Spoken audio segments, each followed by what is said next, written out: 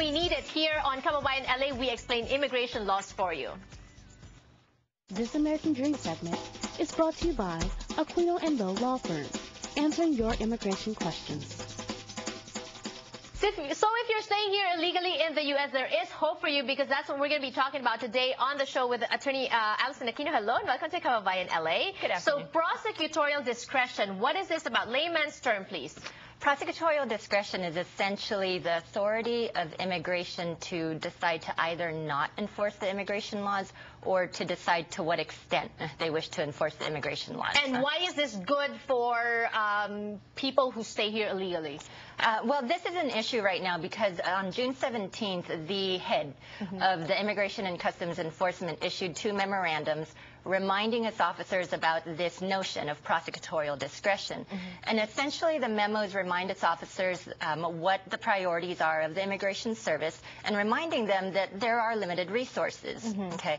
That the priorities of immigration are national security, border control, integrity of the immigration system. And although there are a lot of people who violate the immigration laws, immigration does not have the resources to enforce those immigration laws against every single person who violates So the they laws. can't be just trigger happy and just arrest anyone who's staying here illegally? Well, they can, but that's what the prosecutorial discretion means, is that they don't necessarily need to be trigger happy. Okay, Exactly. and so who benefits from this? Well, essentially, individuals, as you know, a lot of individuals are being placed into removal proceedings. A lot of people are very worried about being caught by the Immigration Service and being detained. And so for individuals who don't necessarily have an avenue for relief, you know, they may not be married to a U.S. citizen, they may not have the ability to legalize their status. At a minimum, these memos remind immigration officers that they need to take a look at these other factors.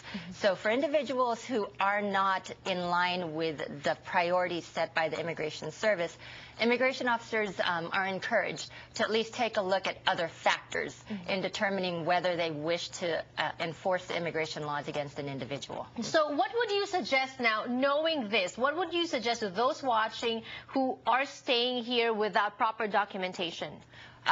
Any individual who's staying here without proper documentation needs to understand that they do have the capacity, if questioned by immigration, to essentially ask for this type of discretionary relief. So you need to be able to plead your case. So you need to be able to, for example, explain to the immigration that you've been here a long time, that perhaps you were brought here as a child and you were an innocent party, that you've been a good individual, you have no criminal convictions, perhaps there are health issues that the immigration needs to know about.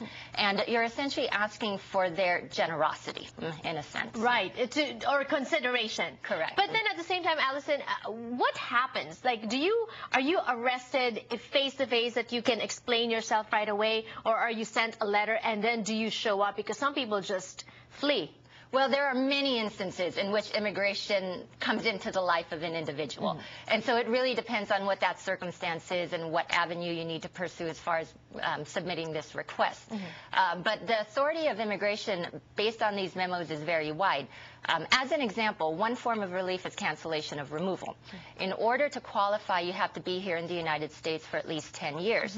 So one of the things that you can request, and which makes clear in these memos, is perhaps you can ask the immigration to not start deportation proceedings against you until you hit your 10-year mark, as an example. Or, for example, for children who were brought here as a young child, who went to high school, who are now in college, those type of individuals would benefit by the DREAM Act, for example. And that is definitely good news. And that's good news. And so you can point that out to the immigration officer and say, look, I would benefit under the DREAM Act. These memos are clear that I'm not the type of person that you necessarily want to use the resources of the Immigration Service and go through the hassle of putting me into deportation proceedings. Well said, but I don't suggest that you do it on your own. You need a lawyer for that. So if you are staying here illegally, might as well be prepared and consult a lawyer. That's the number to call on the screen. If you want more information, the website is akinolaw.net as well. Attorney Alison Aquino, thank you so much for explaining that to us today. Thank you, Janelle. Magbabalik pa po ang Kababayan LA. Don't go away.